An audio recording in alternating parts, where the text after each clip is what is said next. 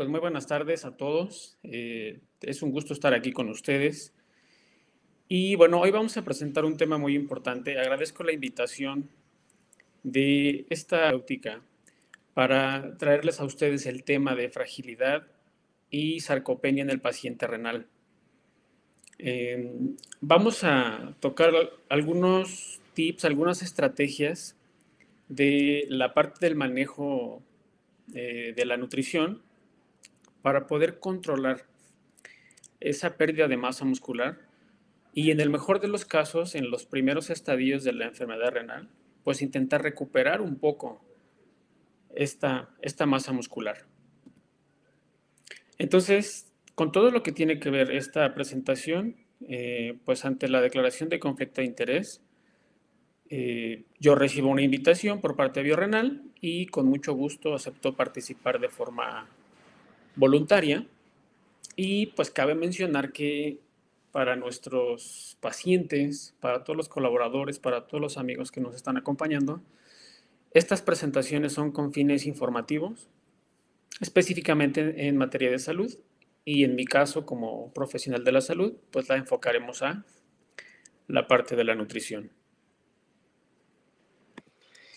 Y bueno, dentro de nuestra agenda, que va a ser, aunque breve, no menos importante, vamos a tocar justo el tema de lo que es la fragilidad, acompañada de la sarcopenia en esta enfermedad tan abarcable como es la enfermedad renal crónica y toda la implicación que tiene en el músculo, pero bueno, pues a través del manejo nutricional vamos a explicar algunas estrategias que podemos implementar para que tengamos un buen control. Entonces quise iniciar con esta imagen. Es una pintura que habla del antecedente que tiene a través de los siglos el ser humano relacionado a las condiciones de fragilidad. Esta pintura hace referencia a pues aquellas épocas donde la peste afectaba a gran parte del mundo, principalmente en Europa, y que era algo que temían pues con seriedad las personas. Y esta pintura pues representa un ente sumamente delgado, sumamente esquelético, por decirlo de una forma, y al ser humano pues temiéndole como tal.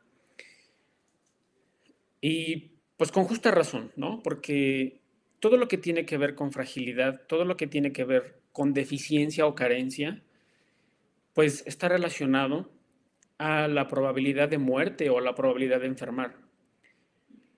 Y bueno, pues si nos remontamos a las épocas actuales, si ustedes observan en las películas incluso actuales, todo aquel personaje delgadito, bajo de estatura, al que se le puede apreciar una masa muscular pues deficiente, pues es un personaje que realmente juega un papel de bajo impacto.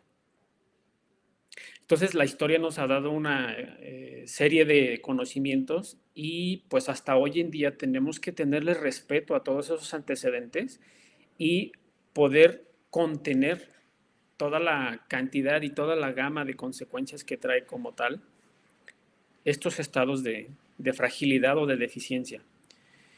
Y sin duda en el paciente con enfermedad renal, es decir, para todos los pacientes que nos están acompañando, pues tenemos que encontrar ese balance para que la fragilidad no nos esté golpeando de forma tan severa y que pues podamos retrasar esos efectos e incluso la progresión de la enfermedad renal crónica.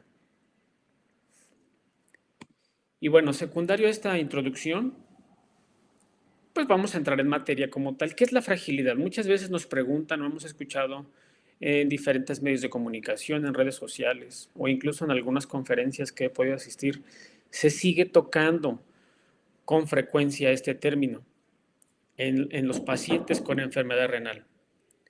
Entonces, pues la fragilidad se define como un estado clínico. Ese estado clínico generalmente se asocia con la edad, pero no es una causa única. La fragilidad se puede presentar en diferentes etapas de la vida, solo que en las personas adultas mayores es mucho más frecuente. Entonces, los pacientes cruzan con una disminución de la reserva fisiológica. Quiere decir que sus órganos del cuerpo empiezan a tener una función alterada o insuficiente, no abastecen las necesidades de cómo va a operar el cuerpo en un conjunto. Por lo tanto, pues esas condiciones hacen que las personas estén vulnerables. Y en esta gráfica que pude preparar para ustedes, pues podemos ver que a medida que aumenta la edad en las personas, la disminución de masa muscular se va agudizando. Y bueno, si sumamos que las personas adultas mayores tienen ya una disminución de esa capacidad para hacer frente a esos eventos agudos o crónicos, pues podemos ir sumando factores de riesgo. Por ejemplo, aquellos que son fumadores, aquellos que consumen alcohol con frecuencia, aquellos que tienen inactividad física, bueno, serán más vulnerables a esta disminución de la masa muscular, a esta disminución de la resistencia de su cuerpo en particular. Y por otro lado, pues aceleran la progresión de la enfermedad renal. Ahora, la fragilidad es progresiva, pero esa velocidad con la que evoluciona, pues también depende del manejo que le estemos dando. Si bien una persona que está libre de fragilidad puede hacer movimientos de forma muy fluida, puede tener una condición física evidente, puede correr, puede saltar, puede hacer incluso deporte de alto impacto, que se suman o factores de riesgo, o la edad, o ambos, pues esa capacidad corporal va disminuyendo. Entonces, el estado de fragilidad empieza a manifestarse y avanza. Entonces, ¿cuál es el riesgo en específico en las personas adultas mayores? Y que además se suma a la enfermedad renal crónica, pues que la fragilidad tiene un avance sumamente rápido. Entonces, por eso es la relevancia de estas charlas. Tenemos que intervenir de forma inmediata para que podamos ir frenando su progresión. Entonces, puede haber una disminución de la marcha, incluso son personas que están expuestas a caídas con frecuencia y pudiéramos pensar que, este icono de la silla de ruedas, pues es el último escalón, la condicionante al movimiento, pero no termina ahí en la etapa de fragilidad. Cuando hablamos de fragilidad, no solo hablamos a nivel músculo-esquelético, o sea, hablamos de otro tipo de consecuencias.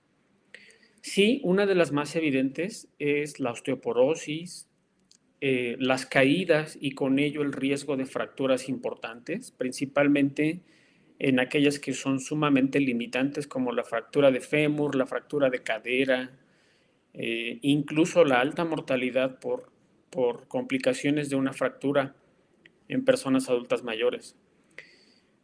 La fragilidad abarca mucho más. Hay alteraciones cognitivas. A nivel neurológico, nuestros pacientes están en las últimas etapas de la enfermedad renal crónica, intoxicados en su cerebro por estas toxinas urémicas, pero también el sistema inmune se ve sumamente afectado, está muy debilitado y nuestros pacientes están expuestos a infecciones de todos tipos, infecciones respiratorias, infecciones gastrointestinales, infecciones en el sistema urinario, ¿ok?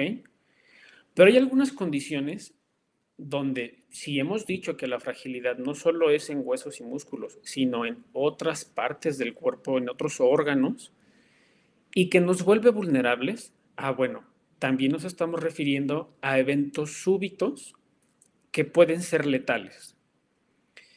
Hablando específicamente que pues las principales causas de muerte en las personas con enfermedad renal crónica son pues las afectaciones cardiovasculares, entre muchas otras, perdón, como la disbiosis intestinal. La disbiosis pues es una condición en donde disminuye el número y tipo de bacterias benéficas y aumenta el número y tipo de bacterias que nos causan enfermedad. Entonces, todos estos, todas estas consecuencias que logra la fragilidad, pues las podemos reducir en algo que ya a nivel más técnico lo conocemos como estrés. Hay muchos tipos de estrés. A manera de ejemplo les menciono uno, el estrés oxidativo. Quiere decir que de una célula que se considera que sea sana, pues la fragilidad sumada a la enfermedad renal crónica hace que esta célula, o en general nuestras células, aceleren su proceso de envejecimiento. Y no solo eso, sino que ya no se pueden regenerar con la misma velocidad. Por lo tanto, pues a eso se le conoce como envejecimiento prematuro. Entonces, veamos cómo la fragilidad es un ente que es también muy abarcable, pero que tenemos estrategias importantes para poderlo contener. Ahora, hay otra variable de importancia que es la sarcopenia. Esta es un ejemplo, ¿no? Como las películas de antes, Chano y Chon, la sarcopenia y la fragilidad es como viruta y capulina, es como la guayaba y la tostada, o sea, casi siempre aparecen de forma conjunta. Y justo ese es el problema, porque si ahora revisamos lo que significa la sarcopenia, bueno, pues encontramos que es un síndrome que la característica principal es la pérdida en la fuerza de nuestros músculos y del volumen de nuestro músculo. Es decir, se van haciendo pequeñitos nuestros músculos y ante la falta del estímulo, es decir, del ejercicio, pues también se van haciendo débiles. Entonces, la sarcopenia también es visible. Podemos observar en las personas que no tienen actividad física cómo su densidad corporal es mucho más pequeña. Literal se ven frágiles. Entonces, hay formas de poderlo evaluar. Pues todos los que somos especialistas en el área tenemos métodos para evaluar esta sarcopenia y esta fragilidad. Puede ser, por ejemplo, un aparato que se llama dinamómetro, que es como un tipo apretón de mano. Hay pruebas escritas, hay algunos cuestionarios. Es decir, si ustedes acuden con sus especialistas, que así creo que lo deben de hacer con frecuencia, bueno, pues podemos saber en dónde estamos respecto a la sarcopenia y al estado de fragilidad. Pero bueno, la buena noticia aquí es que la sarcopenia también puede ser reversible.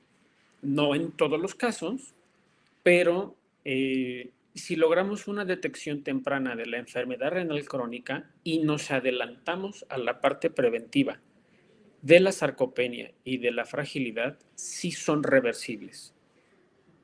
Entonces, por eso en la imagen de la derecha, pues encontramos a una persona que está sumamente condicionada a la marcha, se hace la intervención, mejora, deja su andadera por un bastón, pero logramos que evolucione a una marcha totalmente autónoma e independiente.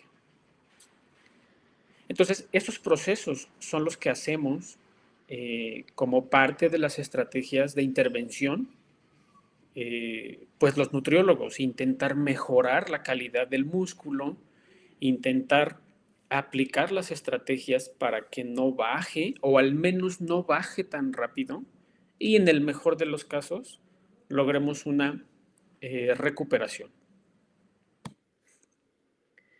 Ahora, viéndolo de otra forma gráfica, la sarcopenia en la parte de arriba es a través de un corte, simulemos que estamos cortando un brazo o una pierna, la parte roja hace referencia a la parte muscular. La parte del centro es el hueso. Entonces, eso es un estado normal.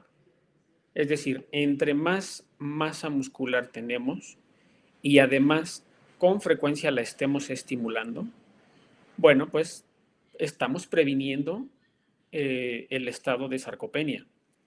Pero en quienes ya la tienen, existe una mayor cantidad de grasa que envuelve a una mucho menor cantidad de músculo y entonces eso condiciona una debilidad muscular importante.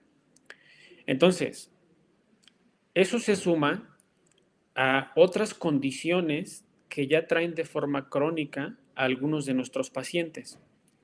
¿Qué tenemos que lograr? Bueno, pues aumentar o mantener la masa muscular para que sus movimientos sean más autónomos, puedan agacharse, puedan alimentarse, puedan bañarse de forma autónoma y que sean lo menos dependiente de otra persona por la mayor cantidad de tiempo posible. Y bueno, de hace mucho tiempo, pues nos hicieron creer que el llegar a la etapa de adulto mayor o incluso de adulto era solo descansar. Entonces, si comparamos los hábitos de una persona que también le sembraron la idea de que ser adulto mayor es solo estar en un sillón viendo tele y además no tener ningún tipo de movimiento por riesgo a que se vaya a lesionar o a caer, pues es lo que nos ha llevado a que nuestros adultos mayores que tenemos en la consulta les cueste trabajo reiniciar o retomar una rutina de actividad física. Entonces, la verdad es una labor muy importante que nosotros como especialistas dediquemos el tiempo no solo para decirles, oiga, don Antonio, es que tiene que hacer ejercicio, sino que tenemos que convencerlos de los beneficios que le van a aportar esas, esas sesiones de actividad física y esas sesiones de mover su cuerpo con frecuencia. Y por el lado contrario, tenemos una imagen del tipo de adulto que podemos llegar a ser.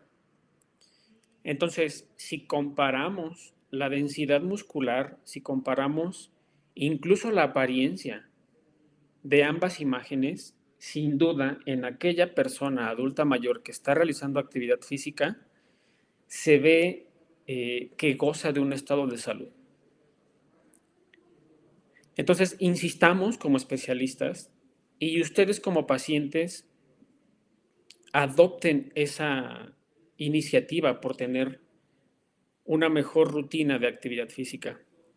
Algunas veces nos dicen, bueno, es que me siento cansado, pero se puede hacer un círculo vicioso. Ese cansancio no va a ceder si no hay control metabólico, pero tampoco si no hay inicio de la actividad física. Aún recuerdo en el tiempo que estuve laborando en el Hospital de Nutrición en la Ciudad de México, que aún teníamos pacientes trasplantados de hígado y llegaban caminando a la consulta externa a los 8 días. O sea, hay pocos elementos que nos contraindican la actividad física. Entonces, todo lo contrario, si en la medida de lo posible podemos retomar o iniciar este proceso, se vuelve un factor protector ante la sarcopenia y el estado de fragilidad. Ahora, hemos dicho, por sí sola la fragilidad causa complicaciones, pero si sumamos la sarcopenia, bueno, ¿qué es lo que va a ocurrir? Que la progresión de la enfermedad renal crónica se acelere. Si teníamos pacientes en etapa 2, pronto van a evolucionar a etapa 3 o incluso a etapa 4. O bien los que estaban en la 4 o en la etapa 5 tendrán que pues avanzar a una terapia sustitutiva.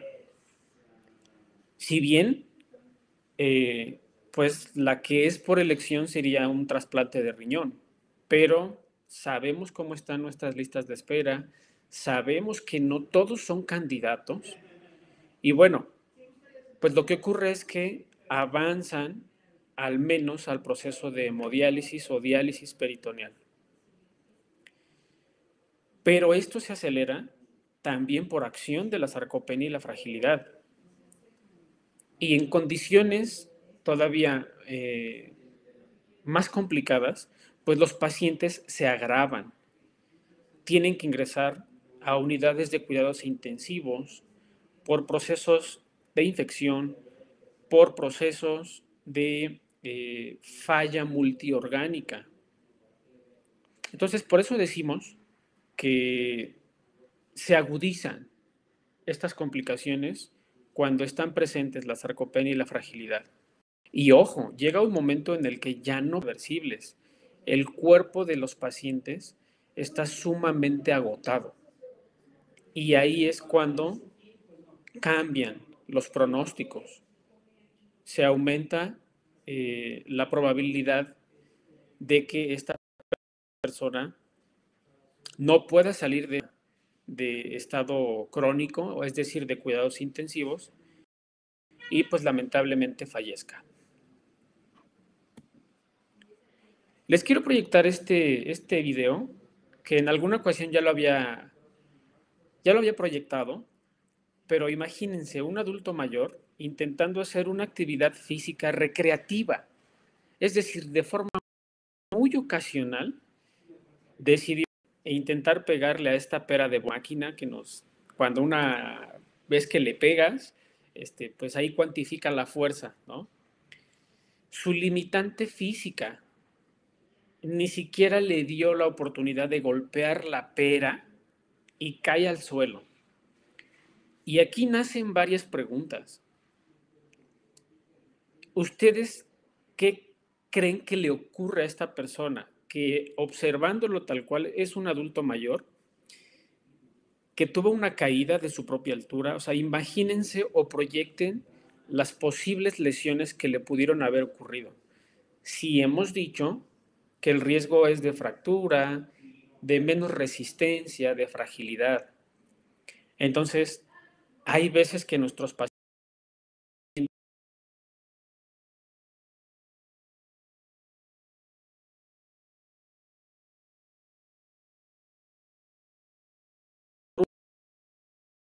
simple caída, menos esperada. Ojo, empiecen, busquen a sus especialistas, busquen a sus rehabilitadores físicos, sin duda a su nefrólogo, sin duda a su nutriólogo renal. Hay que compensarlo a como dé lugar para evitar que una situación recreativa se vuelva en una situación crítica, como la de esta imagen. Ahora, viene la pregunta del millón. Varios pacientes me dicen, oye Mauricio, pero ¿por qué ocurre la fragilidad y la sarcopenia? O sea, no tenemos ya suficiente con tener dañados nuestros riñones, o sea, se siguen sumando complicaciones. Y bueno, pues todas estas condiciones son multicausales. Pero bueno, a grandes rasgos vamos a intentar resolver la pregunta que con frecuencia nos hacen los pacientes. ¿Por qué aparece la fragilidad? O sea, ¿cuál es el antecedente o las principales causas? Y una vez que las conocemos, pues podemos controlarlas. Resulta que la enfermedad crónica tiene una característica, o sea, como tal, ya tener afectados nuestros riñones de forma crónica, tiene una característica muy importante. A nivel técnico, digamos, se conoce como un estado hipercatabólico. ¿Qué quiere decir eso? Pues que nuestro cuerpo, ante la enfermedad, empieza a consumir sus reservas de energía de una forma más acelerada. Es decir, consume más rápido la energía de los alimentos que consumimos, de nuestras proteínas, de nuestros azúcares, de nuestras grasas que comemos y que a su vez se almacenan en el cuerpo. Bueno, ese estado hipercatabólico es consumirlos más rápido. Y eso es progresivo además. Ahora, este estado hipercatabólico, ¿de dónde nace? O sea, vean cómo es una cadenita de elementos. Primero, por la baja ingesta de nutrientes. Y la baja ingesta de nutrientes es, pues también ocasionada por diferentes factores. Uno de los más frecuentes es que tenemos pacientes con dolor. El dolor es un condicionante directo del apetito. Si a nuestros pacientes les duele algo, digamos en una escala del 1 al 10, al menos en 5 o 6, o tal vez menos, puede ser 4, dependiendo de cada parte y su capacidad para percibir el dolor. Pero el dolor les va a condicionar su apetito. Es decir, ¿sabes qué, Mauricio? A mí me duele mucho la cabeza con frecuencia y pues cada vez que tengo dolor de cabeza, no tengo apetito. Entonces, ¿qué tiene que ocurrir? Bueno, pues que dentro del equipo interdisciplinario, pues el médico tratante le asigne la farmacología que requiera para el control de ese dolor. Ahora, también hay otra condición que genera una baja ingesta de nutrientes y es que pueden estar llevando dietas que son altamente restrictivas. Es decir, comen poquito por la causa que sea, por dolor, etcétera. Pero si ya fueron con algún especialista y les asignó una dieta y esa dieta no cumple con las características individuales de ese paciente, pues obviamente la ingesta de nutrientes no va a abastecer las necesidades. Ahora, otra condición que no es menos importante es alteraciones dentales. Sabemos que cuando avanzamos en la edad, también tenemos desgaste de nuestras piezas dentales.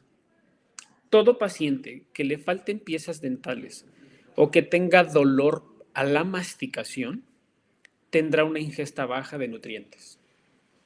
O bien va a ser una modificación de la consistencia de la dieta y empezará a consumir alimentos líquidos o triturados. Y eso no es correcto.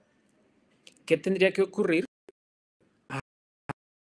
Si queremos evitar la fragilidad y la sarcopenia, pues también una ingesta correcta. Y para ello, pues vamos a necesitar nuestros dientes, nuestra mandíbula completita. ¿Qué se sugiere? Pues que rehabiliten su cavidad oral para que tengan ese proceso de masticación correcto y que además funciona de forma directa en la digestión y en la forma en cómo se absorben esos nutrientes. Otros pacientes, por la larga lista de fármacos que tienen o por complicaciones de otras naturalezas, cruzan con vómito y náusea. Constantemente tienen náuseas y vómitos y bueno, eso no solo genera que tengan una baja ingesta, sino que también tienen pérdida. Lo poco que pudieron ingerir lo vomitan.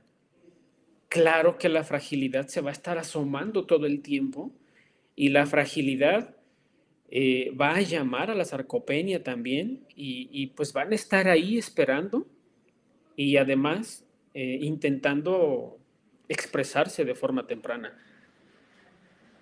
Entre muchos otros tenemos que pueden generar baja ingesta. Tenemos pacientes donde cruzan con una depresión severa, hay que intervenir, ¿no?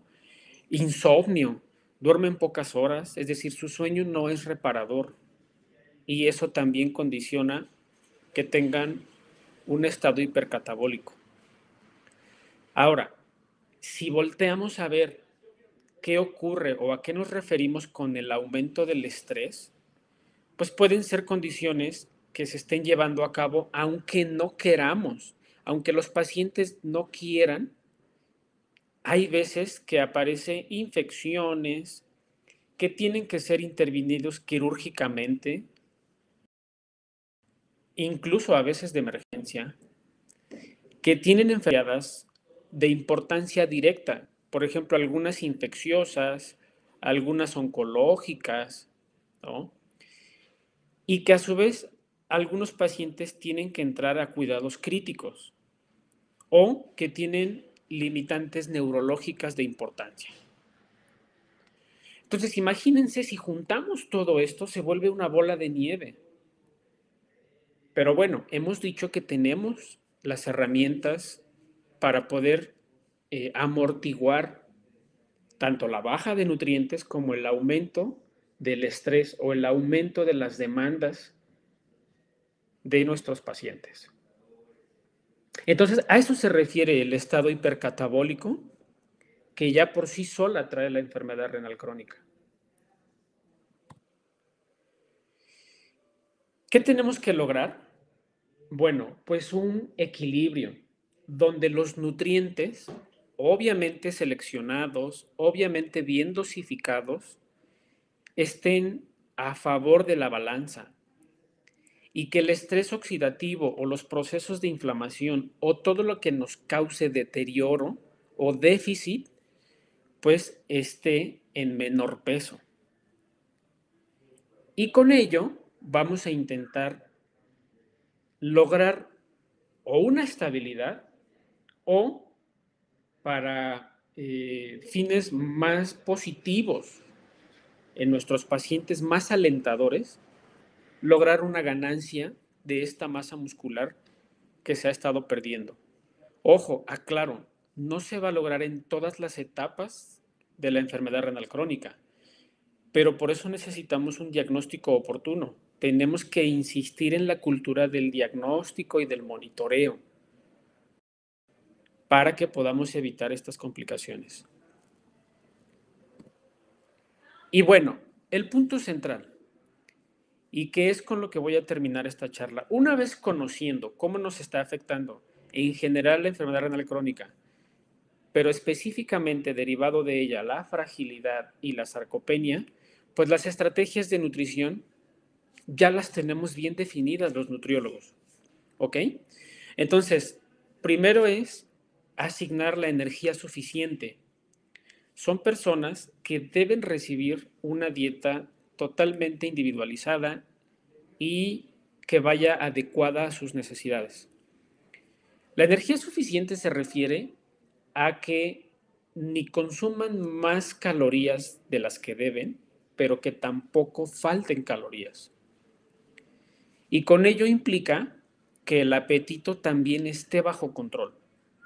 Es decir, que juguemos con ese volumen de alimentos para no dejar a nuestros pacientes con hambre y que de alguna forma estemos logrando el aporte mínimo de esa energía.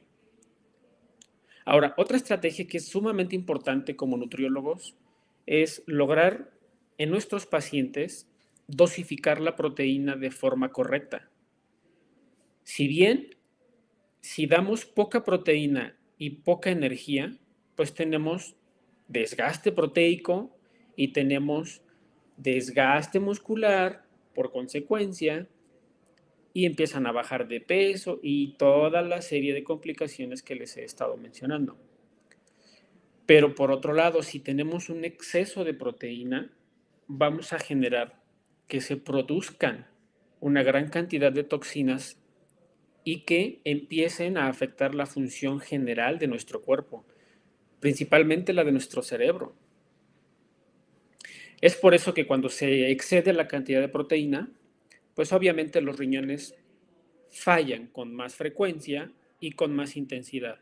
Pero también tenemos pacientes sumamente cansados, a veces en condiciones más graves, no saben dónde están, no pueden caminar por sí mismos, están desorientados, etc.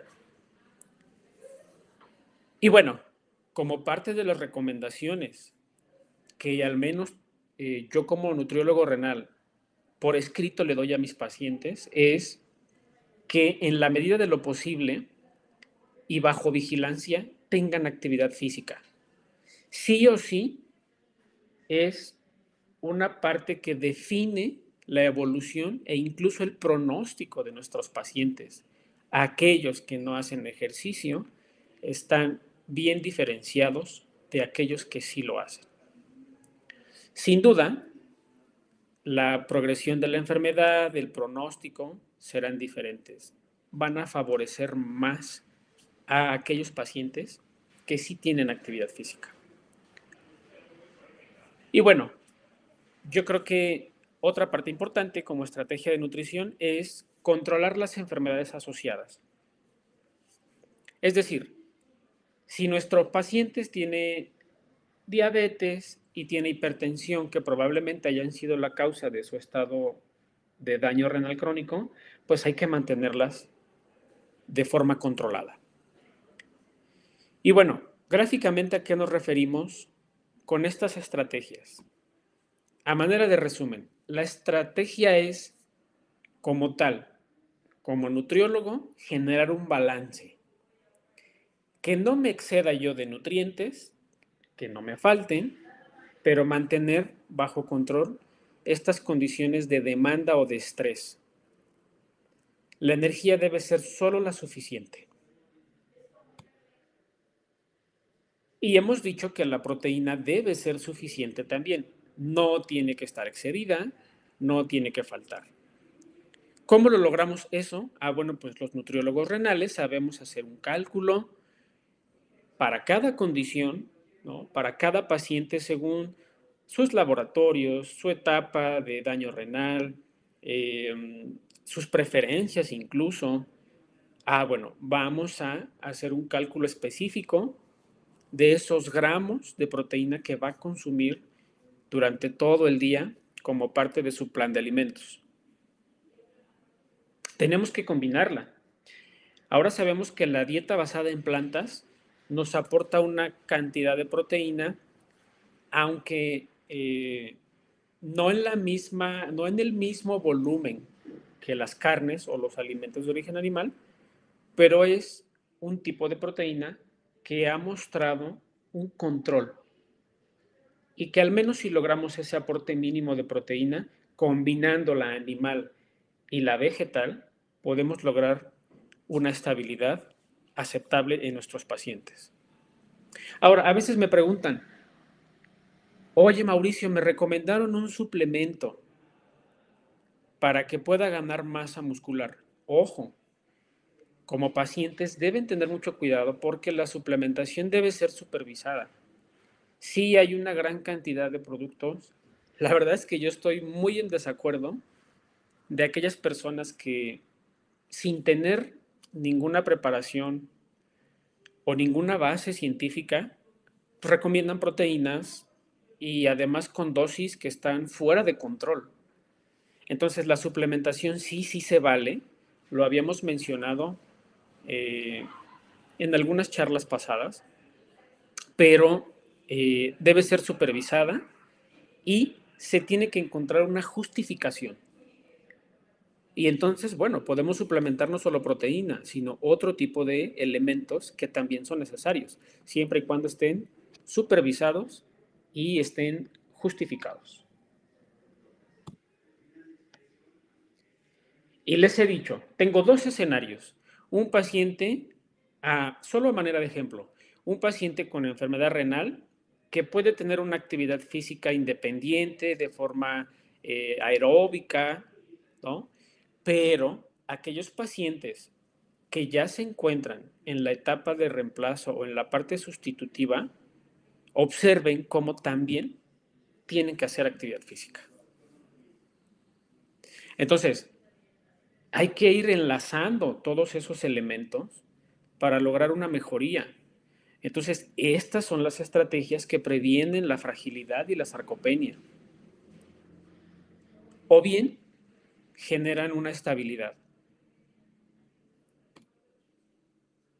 Y cuando hablamos del control de enfermedades, insisto, controlen su glucosa. Obviamente eso implica una adherencia a la dieta muy importante.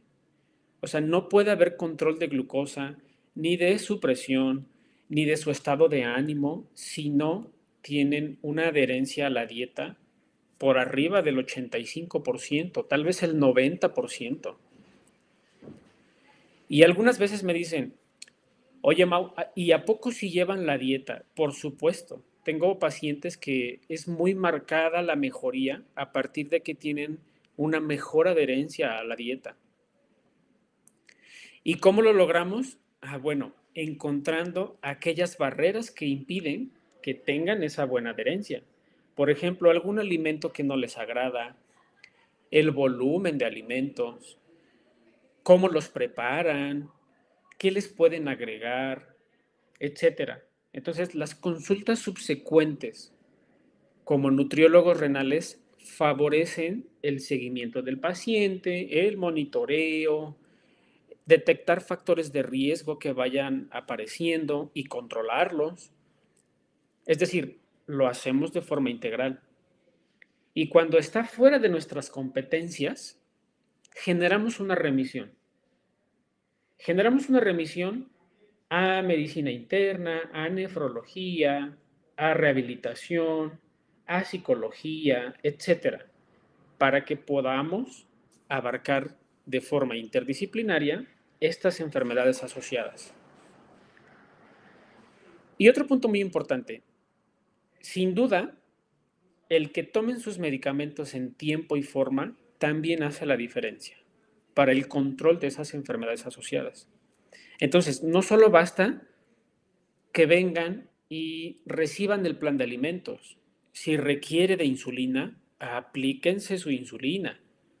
Sigo todavía teniendo algunos pacientes que pues, le tienen pavor a la insulina por ese mito que arrastramos sobre el uso de las insulinas. Ahora son mejores, ahora hay de diferentes marcas y pues es lo mejor que le puede pasar a una persona. Es más, logran un mejor control cuando están descompensados. Obviamente con el plan de alimentos combinado con sus fármacos, incluida la insulina, a aquellos que la necesiten. Pero si la necesitan y no se la aplican, pues generan variación en sus niveles de glucosa. Los que necesitan medicamento para la presión, si se los toman solo cuando sienten que les duele su cabeza, pues no tendría sentido, porque todo ese seguimiento es por acumulación, por repetición. Solo así se logra el control de esas enfermedades asociadas. Y bueno, ¿qué podemos concluir en esta charla a manera de recomendaciones? Por ejemplo, también por escrito, llego a poner recomendaciones de esta naturaleza. Por ejemplo, evitar alimentos que sean fritos, capeados y empanizados. No nos aportan nada bueno en condiciones de enfermedad renal crónica. ¿Por qué? Pues por la forma de preparación. Los volúmenes de agua tienen que ser calculados, ¿de acuerdo? No solo es, pues tómese 2 litros, no. Tenemos que hacer un cálculo especial de líquidos, incluidos los que se utilizan para preparar y consumir los alimentos, como los que se utilizan para la toma de los medicamentos.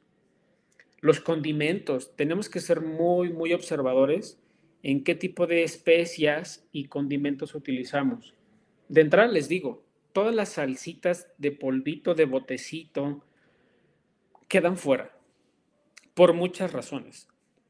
Quedan fuera porque son altas en sodio, altas en fósforo, requieren mucho del calcio de nuestros pacientes para poderse estabilizar. Es decir, son una bomba de tiempo ese tipo de salsas y chilitos en polvo. ¿Qué podemos usar? Pues especias que sean solitas, ajo, pimienta, cebolla, solas, que no vayan combinadas con sales, o en el mejor de los casos, una salsa casera totalmente natural. Evitar ayunos prolongados. Se los voy a decir hasta el cansancio.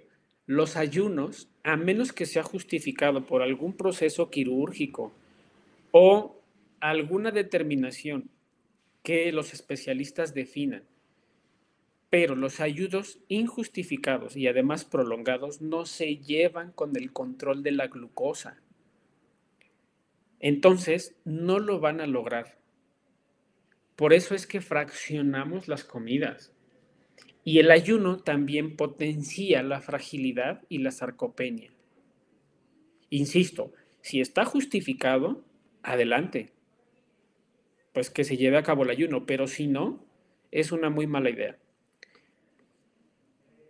Consumo de juguitos, todos esos juguitos que vienen con algún empaque metálico por dentro, ya ven que traen como una capita de aluminio.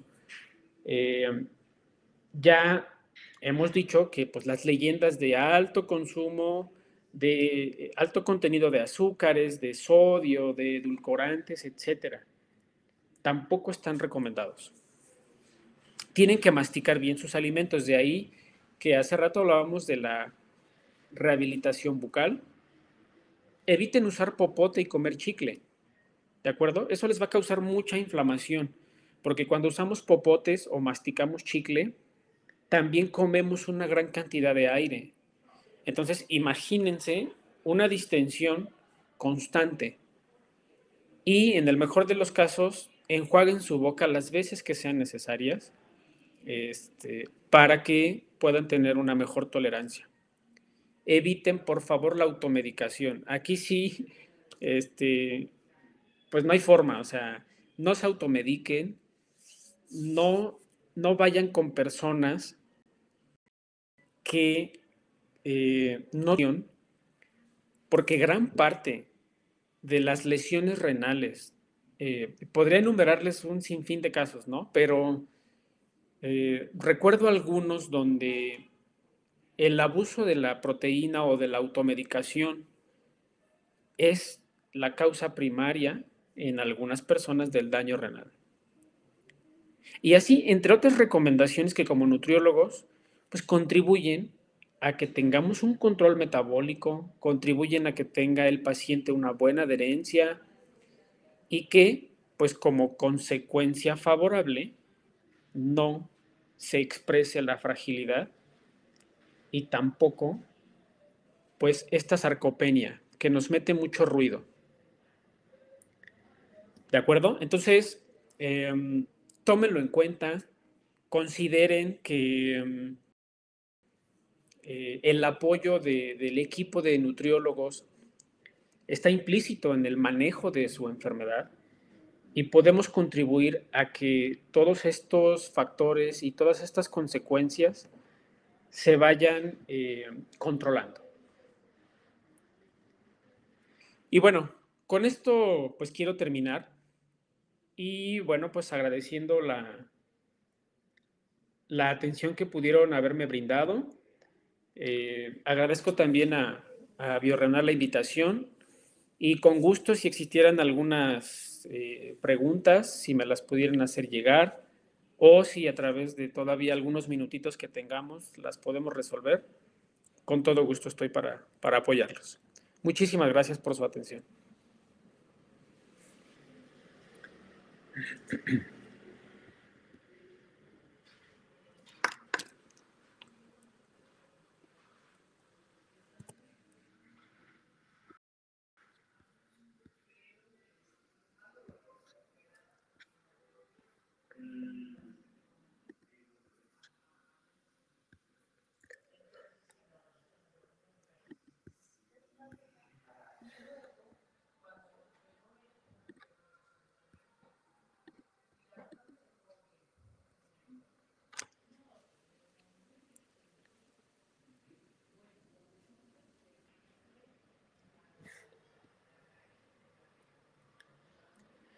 Bien, tengo aquí una pregunta. Bueno, estoy leyendo aquí en redes sociales que ¿cómo se diagnostica la sarcopenia? Bueno, la sarcopenia tiene que ver, insisto, con el volumen de la masa muscular y la calidad de fuerza que podemos tener en ese músculo.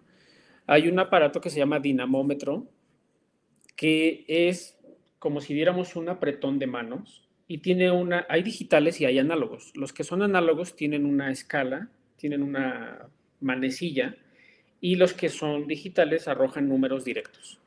Entonces, se hace un apretón por algunos segundos y evidenciamos hasta dónde llega la escala. Obviamente, en las personas con sarcopenia, ese apretón de manos es muy débil. Alcanzamos menos números en la escala y también es menos sostenido el apretón de manos. Por lo tanto, ya dependiendo de la escala que alcancemos, es que podemos determinar si existe o no la sarcopenia. Hay algunos formatos, hay algunos cuestionarios que nos hablan también de la calidad y los antecedentes que ha tenido esta persona, ¿no?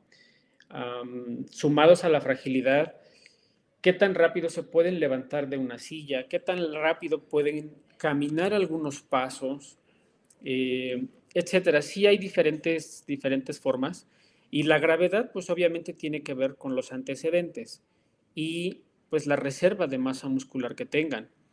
Puede ser tan grave como llevar a un paciente a una condición de estar en cama. O sea, esa fragilidad y esa sarcopenia son sumamente condicionantes y tenemos pacientes que pues esa debilidad y esa falta de estímulo pues hace que estén en una etapa totalmente sedentaria. Creo que podemos adelantarnos si se identifica de forma temprana. ¿De acuerdo? Y bueno, no sé si hay alguna otra pregunta que quisieran realizar. Si la tuvieran, pues sin problemas la podemos responder ya en los chats o en las o posteriormente en las redes sociales, así como lo tenemos planteado.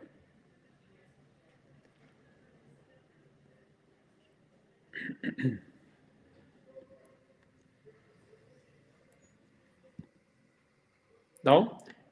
Bueno, pues si no tenemos algo más que agregar, agradezco su atención y creo que podemos entonces dar por terminada nuestra sesión. Muchísimas gracias y buena noche.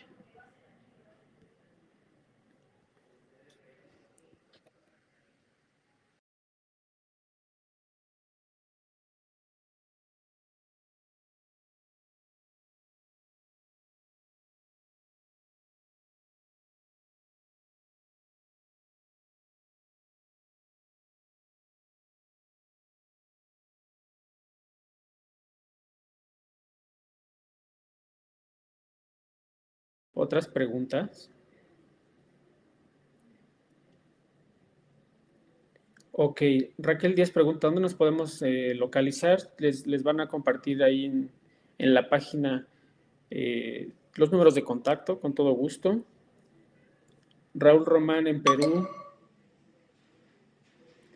En Perú las frituras realizadas de manera cuidadosa pueden subir la densidad energética de la dieta y varios pacientes en prediálisis por lo general lo pueden requerir y se adhieren. ¿Sería bueno aconsejar su consumo?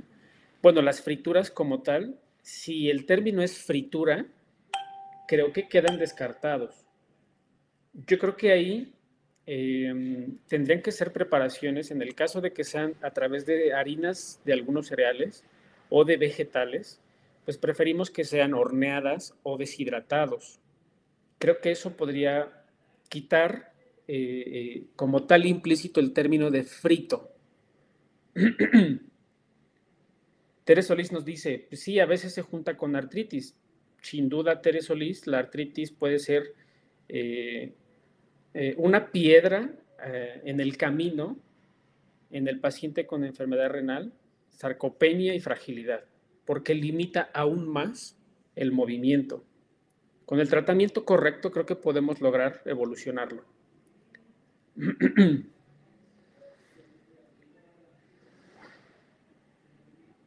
Y bien, También sí, sí, les van a dejar ahí mis datos para cualquier contacto. Con todo gusto estamos a la orden. Gracias, también nos ven desde Cuba, desde Chile. Agradezco la atención que nos pueden brindar a través de estas sesiones de información para nuestros pacientes. Aquí hay una pregunta importante. ¿Las preguntas de todas las etapas de enfermedad renal crónica pueden hacer ejercicio de fuerza? Pues estrictamente sí, si están en la condición clínica. Es decir, tenemos pacientes en etapa 5 que aún pueden deambular, que aún pueden tener movimientos coordinados. Entonces, a veces nos apoyamos de ligas, a veces nos apoyamos de movimientos que hacen con su propio cuerpo, así como lo veíamos en la imagen, que aunque estaba en diálisis, estaba pedaleando. Sí, sí es posible. Y bueno, honestamente aquí yo sugeriría que se acercaran al área de terapia física y rehabilitación. Ellos son excelentes para poder dosificar ese tipo de ejercicios y que, bueno, claro que en etapa 5 tenemos pacientes que pueden realizar actividad física.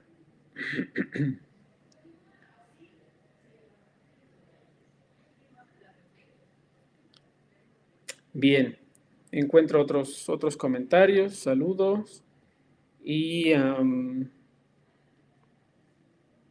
bueno, les digo que el contacto lo van a tener disponible aquí en la página de Biorrenal y si no, con todo gusto, pueden entrar también a mis redes sociales, ahí podemos encontrar ya los datos para que podamos concluir esta sesión.